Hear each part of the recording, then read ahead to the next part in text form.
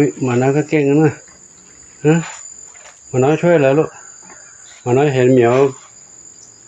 ไม่กลบหมาน้อยช่วยกลบให้ ช่วยกลบสายให้แล้วลูกคุณปู่จะแก้ลูกไม่ต้องช่วยแล้วเขาเอาจมูกดันสายไปกลบไปฝังไว้เร็วลงมาเร็วคุณปู่จะเก็บแล้วปู่จะเก็บน้องเหมียวก่อนลูกอย่าไปกวนนะไปมานี่มานี่เหมียวก็เอามาแล้วก็ช่วยหลวงปู่ไม่ต้องช่วยเลยไปนอนเลยไปเล่นกันนู้นไปเร็วไปหลวงปู่ทำคนเดียวได้ปู่ทำได้ช่วยไม่ต้องกวนดีกว่าเนาะไม่กวน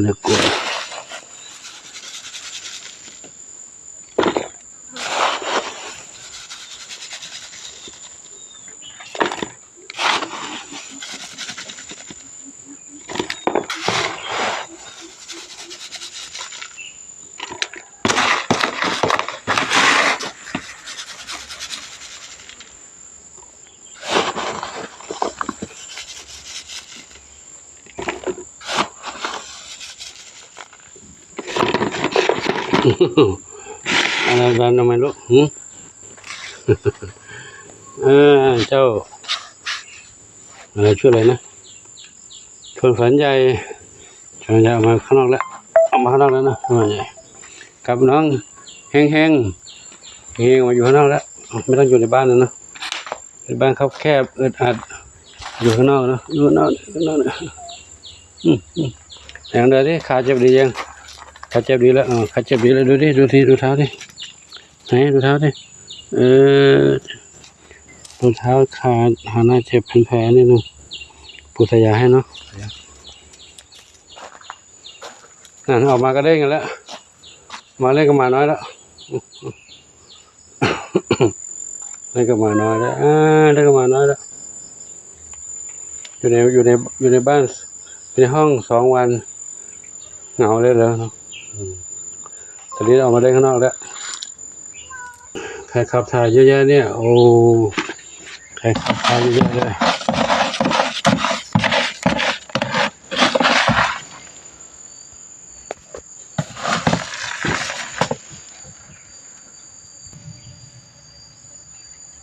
โอ้อันนี้ของปุยฝ้ายกับน้ำเพชรโอ้ปุยฝ้ายน้ำเพชรใช้เยอะเลยนะไปน้ำเพชรขับถ่ายดีจังเลยขี้เยอะไหมเนี่ยขี้เยอะเป็นก้อนแล้ว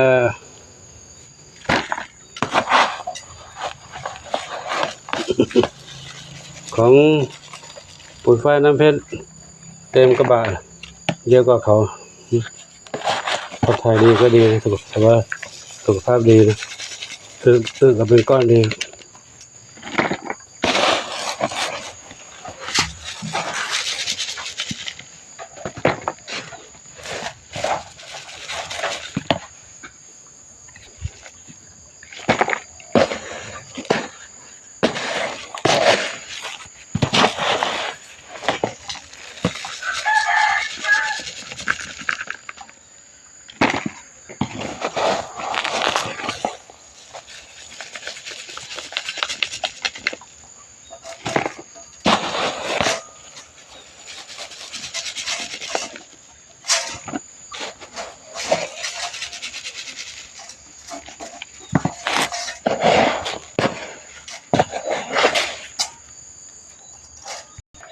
แม่เมียใครหลับสบายเลยดิ มีสุขน้องมีสุขอย่างนี้นะครับเก็บกวาดทำความสะอาดบ้านน้องแมวเหมียวเก็บภาชนะล้างถ้วยล้างจานวันนี้ล้างช้าไปหน่อยมันจะมีงานหลายอย่างมาตอนนี้อีกสิตอนนี้ยังไม่ได้กินเรียบร้อยเลยเป็นเมียกินข้าวแล้วก็หลับกันหมดแล้วไปช่วยหลวงปู่เลยช่วยหลวงปู่กันเลยเหรอลูกมาดูด้านนี้สิดูด้านนี้สิทักทายน้องใหม่ด้วยวันนี้ว่างไปแล้วฆ่าเชื้อโรคอยู่นะ มีเหมียวน้องเหมียวน้องโชคอนันต์จากไปแล้วบ้านนี้ก็เอาน้องสองน้องออกไปก่อนละน้องไม่ใช่สองน้องหนึ่งน้องเอาน้องมนชัยออกไปอยู่ข้างนอกแล้วมนชัยเป็นผู้ชายนะทำหมันมาอยู่ในนี้1 สัปดาห์แล้วให้น้องหนึ่งอนงอยู่นี่คนเดียวกันหนึ่งอนงพักผ่อนอยู่นี่คนเดียวนะก็เป็นผู้หญิงเขาผ่าหน้าท้องเจ็บท้องมาดูด้านนี้สิน้องเหมียวน้อยหิวอาหารกันแล้วอู้กินกันใหญ่เลยกินกันใหญ่เลยเนี่ยเข้าไปดูหน้าดูตาหน่อยสิเมื่อกี้พอใส่ยาให้แล้วเนาะใส่ยาแผลให้แล้วล้างแผลใส่ยาแผลแล้วนะหิวอาหารแล้วลูกคุณปู่ว่าคนบ้านเดียวกันใช่ไหมลูกคนบ้านนี้เหรอใช่ กลับมาเหรอลูกเหรอแล้วตอนนั้นหนีออกไปทำไมลูกก็หนีไปทำไมตอนนั้นหนูเล็กอยู่ใช่ไหมลูกหนูเล็กอยู่หนูตามผู้ชายไปเหรอหรือผู้ชายทิ้งแล้วที่ท่านผู้ชายทิ้งแล้วเลยกลับมาหาหลวงปู่ให้หนูเคยมีลูกไหมล่ะยังไม่มีเหรอไม่เคยมีลูกไหมลูกไม่มีแล้วหนูไปอยู่ไหนมาหนูชอบอิสระแล้วลูกเหรออยากไปเด็กเล่ร่อนเหรอบ้านมีไม่อยู่หนีออกไปกันเนี่ยเพราะนั้นหลายชุดกูจำไม่ได้เนาะนู่นก่อนนู่นเอาไว้แต่เล็กๆกันเนี่ยไปตั้งแต่วัยรุ่นเนี่ยที่ว่าเขาหนีไปกลับมาแล้วไม่รู้เหรอกลับมาแล้วกลับอยู่หลวงปู่แล้วเดี๋ยวจะให้ชื่อใหม่แล้วนะอยู่ให้ชื่อใหม่แล้วเดี๋ยวก่อนเนาะนึกก่อนปู่ชื่อแล้วเนาะจะให้ชื่อเป็นดอกไม้ดีกว่าเนาะชื่อเป็นดอกไม้เนาะน้องชื่อพิกุลนู่นนะชื่อพิกุลวัดได้มีต้นพิกุลเยอะชื่อพิกุลไม่ทองแล้วพิกุลดำพิกุลขาวดำพิกุลขาวดำจำชื่อไว้ด้วยนะถ้าครูเรียกพิกุลหนูตอบอะไรเดี๋ยวลงนะน้องพิกุลตอบสิจ้าก่อนน้องพิกุลจ้าสิลูกจ้าอันนี้น้องชื่ออะไรลูกอันนี้น้องชื่อกุหลาบชื่อกุหลาบเนาะมีหูขาวๆเนี่ยหูขาวๆหน่อยหูขาวไหมน้องขาวไหมจำยังไงดีอันนี้เอาขาหน้าดำนิดนึงเนาะในลูกดูที่หันหน้ามาดูก่อนเอามีขาหน้าดำเนาะอกขาวหน้าดำชื่อกุหลาบอันนี้กุหลาบดำชื่อกุหลาบดำเลยนะกุหลาบดำอันนั้นพิกุลขาวดำอันนี้กุหลาบดำกุหลาบดำเนาะชื่อกุหลาบดำแล้วนะกุหลาบดำจำชื่อไว้ด้วยถูกจังฟังก่อนชื่อกุหลาบดำนะเป็นเด็กเก่าหนีไปกลับมาแล้วเนาะกุหลาบดำเปลี่ยนชื่อใหม่แล้วจำชื่อเก่าไม่ได้แล้วกุหลาบดำนู้นชื่อพิกุลไม่ต้องเลียแผลที่ลูกทายาแล้วนะเลียทำไมล่ะไม่เลียเนอะอยู่บ้านนะปู่ดูไปดูน้องคนอื่นบ้างเนาะเอามาด้านนี้ที่ลูกด้านนี้ที่นายมองไม่เห็นเลยเปิดม่านหน่อยเปิดม่านก่อนนะเดี๋ยวก็ปิดนะชื่ออะไรเนี่ยเมื่อกี้น้องชื่อพิกุลกุหลาบไปละอันนี้ชื่อชบานะชื่อชบาน้องชบาลายสลิดหางยาวๆเนี่ยเนาะชื่อชบาแล้วนะจำชื่อตัวเองได้ยังน้องชบาเนี่ยถ้าหลวงปู่เรียกตอบเลยลูกชบาจ้าน้องชบาเนี่ยนี่ก็คือจะติดสัตว์นี่เนาะร้องติดสัตว์ใช่ไหมลูกเป็นสาวชายผู้ชายหรือผู้ชายไม่มีลูกผู้ชายทำหมันหมดแล้วชบาเนาะชบาแข็งแรงดีลูกเหรอโอ้หนีกันไปกลับมาอยู่ใหม่แล้วเนาะน้องชบาหน้าคล้ายๆเหมือนกับใครเนี่ยเหมือนชอบปากกาเลยใช่ไหมลูกชอบปากกาเหรอลูกชอบปากกาเหรอชอบปากกาแม่ชอบปากกาทำหมันแล้วก่อนนู้นอาจจะมีอยู่นะจำไม่ได้แล้วชอบปากกาอันนี้ชื่อชบาอีเมลนอนอยู่ในกล่องเลยอยู่ในกล่องนั้นลายเหมือนกันนู้นลายจะสีเข้มกว่าหน่อยลายสีเข้มกว่าหางงอหน่อยเดี๋ยวก่อนหางงอปูชื่อให้เลยชื่อมะลินะมะลิ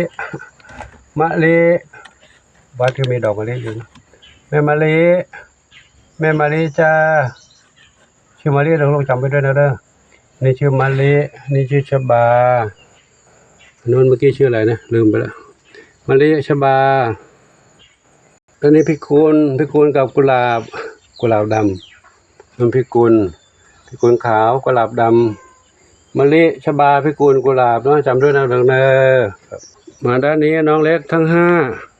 น้องเล็กทั้งห้ามีชื่ออะไรบ้างลูกน้อยนามังคุดละมุดลำไย น้องน้อยนาสีขาวน้อยนาพุทรามังคุด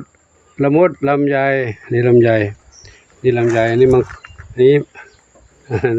พุทราอยู่นี่พุทรานอนนะครับนี่พุทรานั่นลำไยอันนู้นมังคุดกับละมุด มังคุดกับละมุดอยู่ตรงโน้นเนาะเอาดูหน้าชัดๆหน่อยมังคุดจะสีเข้มดำเข้มนี่อยู่นี่เข้มขาวนี่หน่อยหนานั่นละมุดวิ่งไปนู่นละมุดนู้นลำไยกับอะไรพุทรากับลำไย ชื่อผลไม้อันนี้ชื่อผลไม้อันนู้นชื่อดอกไม้และหลวงปู่ขอยุติคลิปนี้เท่านี้ก่อนเนาะ ครับก็เข้ามาเก็บกวาดทำความสะอาดภายในบ้านน้องเหมียวก็เล่นกันสบายน้องหมาก็มาเล่นกับน้องเหมียวด้วยภายในบ้านนี้ก็มีใครนอนอยู่ตรงนี้ก็มีนี่นอนอยู่นี่ก็มีเนาะแล้วคงจะไม่ได้รบกวนเขามากเนาะขอนำภาพเหล่านี้ให้กับทุกท่านรับชมไว้เพียงเท่านี้ขออนุโมทนาสาธุบุญใดๆที่ทุกท่านปรารถนาที่มีความรักความเมตตาต่อน้องเหมียวน้องหมาน้องไก่น้องเต่าน้องกระต่ายและสรรพสัตว์ทั้งหลายขอบุญกุศลทั้งหลายโยนโดยพรให้ทุกคนทุกท่านพบความสุขความเจริญมีความสุขกายสุขใจปรารถนาที่ใดขอได้ทุกความมุ่งมั่นปรารถนา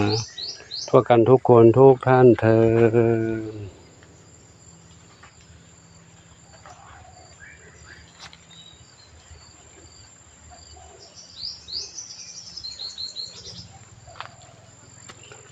มนชัยได้ออกมาเดินเล่นแล้วนะใจทำหมันแล้วแข็งแรงแล้วแผลแห้งแล้วนี่แห้งเลยแล้วมันใจแห้งแล้ว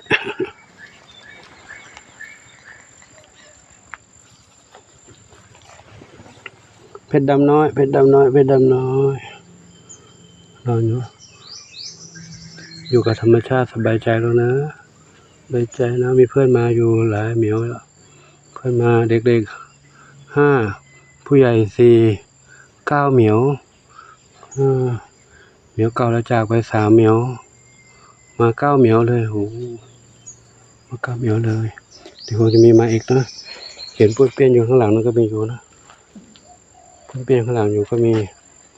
ถ้ามีโอกาสก็เข้ามาอยู่ข้างในก็ได้เนาะจะได้ปลอดภัยแล้วเนาะแค่นี้พรรษามาถ่ายแอบอยู่นี่แหละเอาละจะจบไม่ได้จบก็ทีขอจบแล้วนะ คุยไปจบไม่ลงจบไม่ได้โมทนาสาธุอายุวโนสุขังพลัง